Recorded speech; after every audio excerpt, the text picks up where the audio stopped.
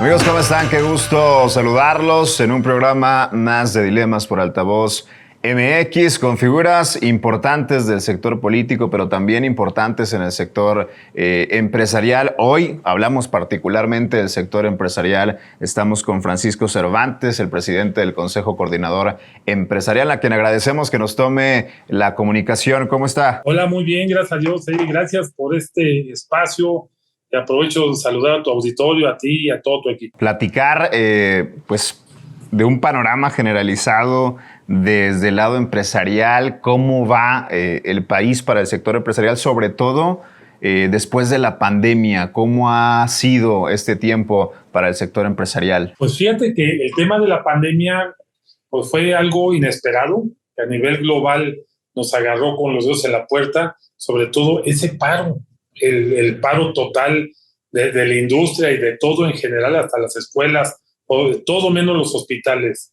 Se paró. Aquí en México, el primero, trabajar con el gobierno para la reapertura, para regresar a la normalidad, fue todo un reto. Y posteriormente, pues, nos encontramos con la ruptura de las cadenas de suministro, ¿no? Porque la parte logística también se paró y se encareció muchísimo. Pero el resultado de todo esto, para no dar una explicación tan amplia, fue de que pues viene el tema de la relocalización o lo que le llamamos el famoso nearshoring. ¿Y qué quiere decir eso? Que ante el rompimiento de las cadenas de suministro, las empresas que estaban en Europa, en Asia, con las empresas tractoras que están en México localizadas, porque México juega en sectores muy importantes en el top 10. Si me permites, el tema automotriz, el tema aeronáutico, el tema agropecuario, el tema minero, en fin, tenemos muchas ramas de la industria donde somos jugadores importantísimos, pero nos faltaba esta parte, ¿no? Y ahí déjame hacer un paréntesis. México somos o éramos, y hoy se está arreglando, un país importador o más bien exportador de importaciones. Nuestro contenido nacional era muy bajo. Gracias a este fenómeno, el contenido nacional está subiendo de manera orgánica. Y también hago otro subparéntesis, que en México nos ha hecho falta una política industrial y que tenemos 5 años empujándola. Hemos ido trabajando, hemos ido metiéndola muy de la mano con la academia, con el mismo gobierno, pero esta parte del nearshoring nos viene a ayudar muchísimo. ¿Por qué? Porque parte de la política industrial, los puntos más importantes es el contenido nacional, es el tema de la capacitación de talento humano, el tema de la digitalización, y bueno, te puedo seguir mencionando muchos puntos importantes, y de manera orgánica esto se ha ido dando. Hoy trabajamos mucho en talento humano, en capacitación junto con las universidades. Hoy se está elevando el contenido nacional, y la parte digital, pues la misma pandemia lo aceleró. Entonces, por eso digo que de manera orgánica hemos ido acomodándonos, y México pues se vuelve un país manufacturero, para ser precisos, el número 7 a nivel global. ¿Cuáles son los siguientes pasos en el tema de nearshoring, que por cierto en Nuevo León juega un papel fundamental, sumamente importante, así lo han planteado tanto el sector empresarial como el sector gobierno? ¿Qué sigue en este sentido para el nearshoring? ¿Cuáles son los siguientes pasos? Primero, ser facilitadores. Todavía tenemos retos importantes en los trámites, en la tramitología, en la burocracia, que nos tardamos hasta 8 meses. Hay empresas, según el ramo, que pueden ser más, que se tarden a lo mejor de entre 15 días y 3 meses, pero hay otras que pueden tardar hasta 8 meses y poquito más. Entonces hay que trabajar con los 3 niveles de gobierno para ser facilitadores, y que estamos haciendo un esfuerzo muy grande de la mano con la secretaria de Economía, que hay que reconocer que hoy estamos trabajando con economía muy, muy de la mano para esta parte, ¿no? La otra parte importante es robustecer nuestro Tratado de Libre Comercio, el TEMEC, que por cierto estamos cumpliendo el tercer año y casi 30 años del Telecán.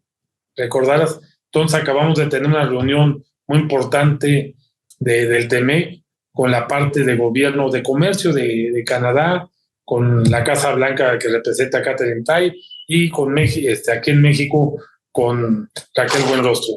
Y por hablando de este tema, perdón, hablando de este tema del TEMEC, ¿qué impacto ha tenido en materia laboral el TEMEC en este sentido, en estos años que ya mencionaba, se cumplen 3 años? ¿Qué impacto directa e indirectamente ha tenido en materia laboral? Pues nada más 18 impactos, que si los vemos uno por uno, la gente diría, pues todavía nos hace falta, ¿no? Pero cuando los metemos en paquete, que la parte multilateral con el multilateralismo que le llamamos con la OIT, se ha emparejado en 4 puntos importantes. Y luego, si le sumamos la parte de subcontratación, la parte de 10 días de vacaciones, el salario mínimo que históricamente no había tenido este impacto que ha tenido, y si sumamos el de la frontera, va por doble. Y en fin, la implementación de la parte laboral, que quiere decir los contratos, la implementación de la ley laboral, el que se hayan cambiado de conciliación y arbitraje hoy para que puedan pasar a los sistemas de justicia de los estados. Hemos tenido un avance impresionante. Son 18 impactos que como paquete hemos avanzado lo que no se había avanzado en 200 años, ¿no? Sobre este mismo tema, ¿qué retos aún están pendientes en los próximos años? ¿Qué falta por cumplir? ¿Qué hay que reforzar en esta materia, sobre todo alrededor del tratado entre estos 3 países, el TEMEC? ¿Qué es lo que sigue? ¿Cuáles son los retos por cumplir? Pues fíjate que si hacemos una evaluación acuérdate que hace 30 años México era dependiente del petróleo. Hoy somos dependientes de exportaciones y manufactura. Eso es muy interesante porque esto se traduce en empleos, en contribuciones, que las contribuciones se convierten en temas de escuelas, de hospitales, de calles, de todo, ¿no? De banquetas, de muchas cosas. Ha sido muy benéfico, nos ha traído un cambio, pues hacer la economía número 16, hacer jugadores importantes en México en muchas cosas. Regresando a lo que decías tú de Monterrey. Yo creo que hay 5 estados que juegan muy importante en la parte de la frontera, en el intercambio comercial, aunque es de todo México, pero los que hacen frente con los 3,156 kilómetros de frontera, con 44 cruces y 5 cruces de ferrocarril, eso hace un total de 49 cruces, y con 4 estados de la Unión Americana en la frontera. Si esta línea fronteriza fuera un país, sería la tercera economía del mundo. Fíjate de qué estamos hablando, ¿no? Entonces, ahí es donde podemos desdoblar la importancia del Tratado de Libre Comercio. Si la parte sur-sureste, que ha estado rezagada y que necesitamos meterle ahí un compromiso social de la iniciativa privada de apostarle a la parte sur-sureste, y que lo estamos haciendo desde el 2019 con el Pacto Oaxaca, y se llama Pacto Oaxaca porque ahí lo iniciamos, que todos los puertos que tenemos a lo largo del Golfo de México, y sobre todo menciono 3 puertos, que es el de Altamira, el de Veracruz y Coatzacoalcos, y también Tuxpan, Veracruz. Esos puertos tienen conectividad con 143 puertos del mundo, con Europa, pero con Estados Unidos puede ser una conexión muy importante marítima, que además aprovecho para decir que ya hay 2 ferrobuques y 2 más en camino y que tienen línea ferroviaria. Podemos llegar a la parte de Estados Unidos, que tiene gran importancia, para que podamos desdoblar esta parte y ser generador de buenas cosas en la parte sur-sureste y emparejar esa parte norte con la parte sur. ¿Y qué momento vive el sector empresarial a nivel nacional, por supuesto, pero también a nivel local, en este caso de Nuevo León? ¿Cómo ve al sector empresarial? ¿Es un momento bueno, es un momento unido, es un momento fuerte? ¿Qué momento se está viviendo actualmente? Sobre todo entendiendo, por ejemplo, en el caso de Nuevo León, que tienen una alta participación social, el sector empresarial, en su momento incluso aportando a soluciones junto con la academia, por ejemplo, en materia de seguridad, con la creación de Fuerza Civil, entre otros muchos pilares a los que aporta hoy el sector empresarial. ¿Qué momento vive y cómo se ve el sector empresarial de Nuevo León? Mira, el sector empresarial de Nuevo León es muy pujante. Acuérdate que la industria pesada nace ahí, con Aceros Monterrey, que se convirtió luego en fundidora, y también en cervecería. Ahí es donde partimos, como que el punto de partida, y sobre todo, acuérdate que México venía siendo muy productivo en la parte de sus haciendas. Ya cuando nos convertimos en la parte de industria, pues juega un papel muy importante ahí el Cerro de la Silla, ¿no?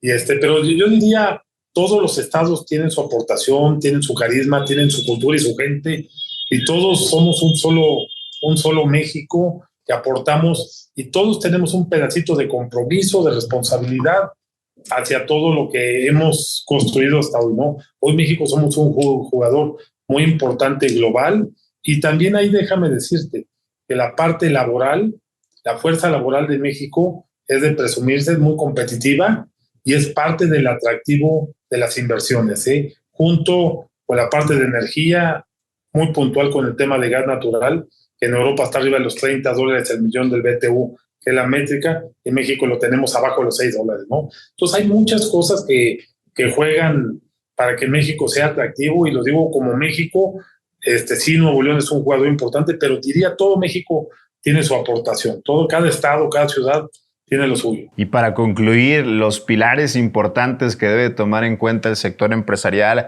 de aquí hacia adelante, hacia el futuro de México, ¿cuáles son esos pilares? Hablábamos de uno que es el nearshoring, pero ¿cuáles otros más? Bueno, hay retos. Que como pilares son muchos retos los que todavía hay por delante, pero también muchas oportunidades. Y en el mismo carril, o sea, tenemos que aprovechar las oportunidades, pero también trabajar sobre esos retos que tenemos de frente muy importante.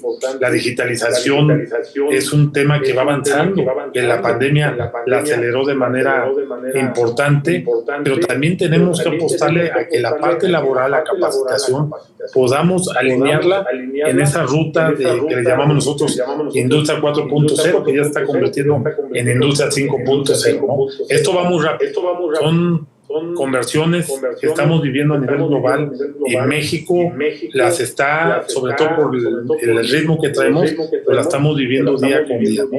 Entonces, pues tenemos que trabajar muy fuerte, pero sobre todo con un gran compromiso, y hacerlo por México, que si lo trabajamos por México y le va bien a México, nos va bien a todos. Yo creo que este es el compromiso. Francisco Cervantes, presidente del Consejo Coordinador Empresarial, muchísimas gracias por haber aceptado esta entrevista y charlar unos minutos con la audiencia de Altavoz MX. Gracias. Muchas gracias a ti, gracias por el espacio, a tu equipo, y sobre todo a toda la audiencia un abrazo fuerte. Nos vemos en la próxima por Altavoz MX.